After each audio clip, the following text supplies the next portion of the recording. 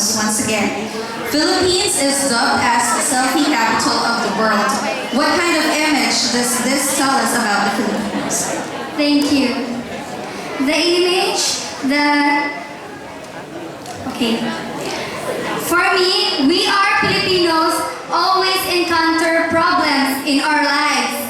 But we are always putting ourselves up even though we are down. That's all. Thank you. Thank you very much for that answer. Alright.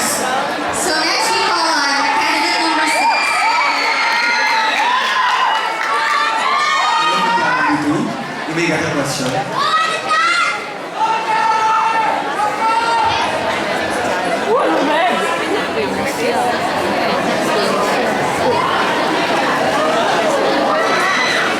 question is, what makes you proud to be a Filipina from Angeles City?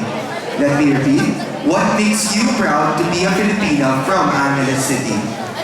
Thank you. I am proud being a Filipina from Angeles City simply because Angeleños always show kindness to others. Because I believe everyone has a superpower which we can use in any day and any time. And that's what we call kindness. We never fail to give and we never ask for any return. We always show kindness to others because we know kindness is the only thing that deaf can hear and blind can see. And you can never go wrong without kindness. That would be all. Alright, so then we go with our next candidate. Candidate number 6. Okay, please pick your question.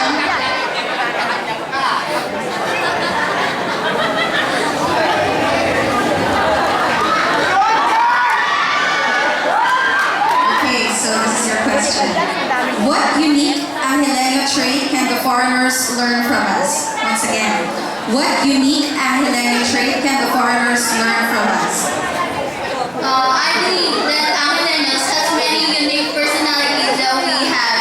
And I believe that foreigners are happy to see us smiling in spite of many problems. And that is one of the unique that foreigners are capable to see that we have a good life, a good city, a beautiful people inside and out. That will be all. Thank you.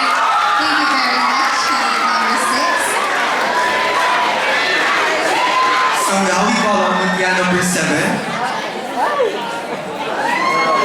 We now draw a question from the board.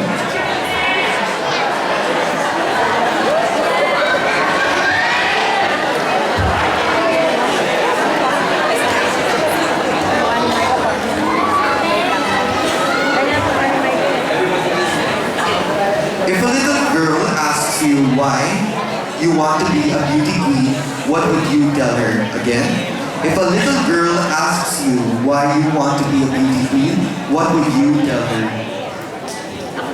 Kung may isang bata man na magtanong sa akin kung bakit ko gusto maging beauty queen, isa lang yung sasagot ko. Upang matulungan sila, upang mabigyan ng saya sa kakamukha ng mga binigay namin mga bags noon. Para sa akin, isa ng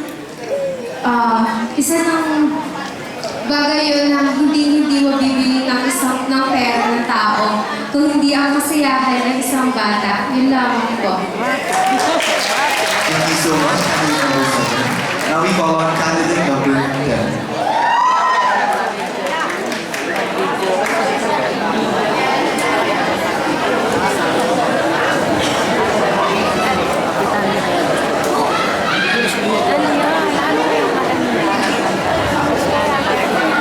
Good evening. So here is your question.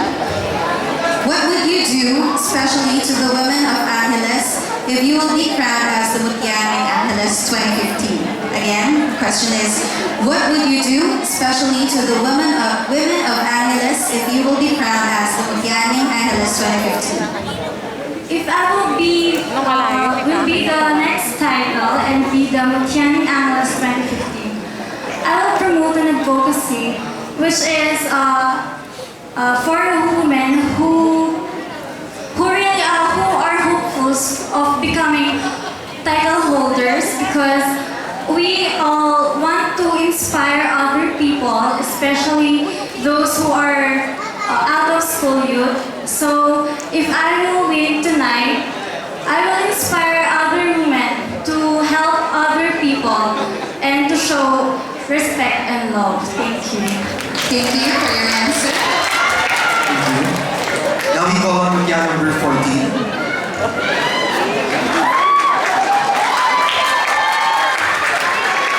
Now draw a question.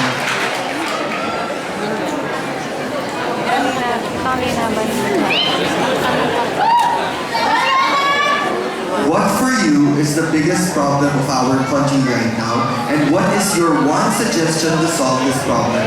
Again, what for you is the biggest problem of our country right now? And what is your one suggestion to solve this problem?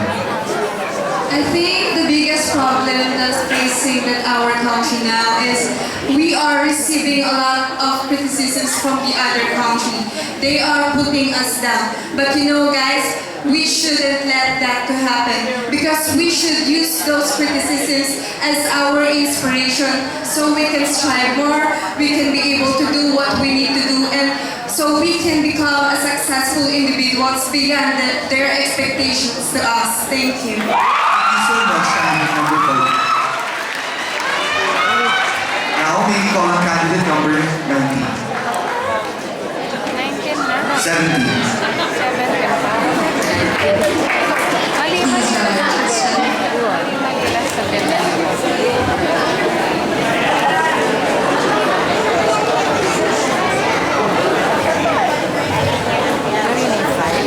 Okay, so this is Do you still believe in the saying, ang kabataan ang pag-asa ng bayan? Why or why not? Once again, do you still believe in the saying, ang kabataan ang pag-asa ng bayan? Why or why not?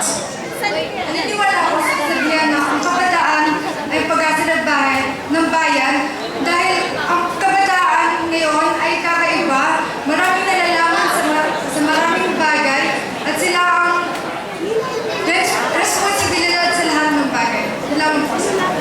Okay, maraming salamat. Okay, next up, we call on number 18.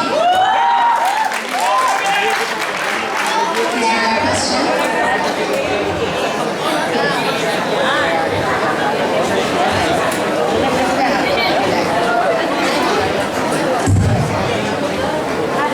If you were a blind person, what is the color of love for you and why?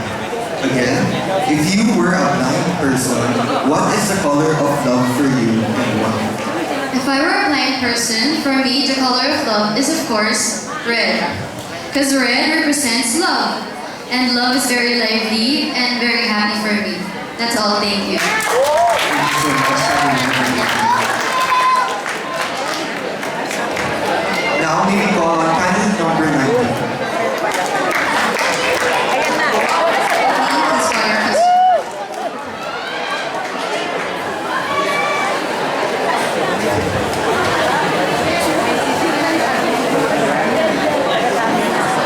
Okay, so this is your question. Are you ready? How would you describe a true Angelenia beauty? Once again, how would you describe a true Angelenia beauty? For me, a true Angelenia beauty is a woman that is empowered. Angelenias are more than just beautiful and perfect physique, but Angelenias have a heart that is compassionate for others. And I believe that we Angelenias possess a good heart that is ready to help other people through our act of kindness and love for other people. That's all, and thank you, Sarah. And now we call on number 5.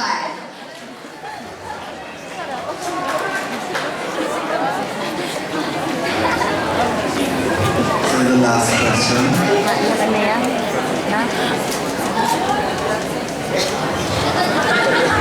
Are you ready?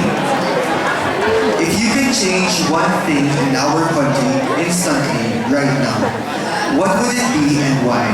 Again, if you can change one thing in our country right now, what would it be and why? Yung papalitan ko sa ating country, it will be the crab mentality. Because tayo, mga tao, hindi dapat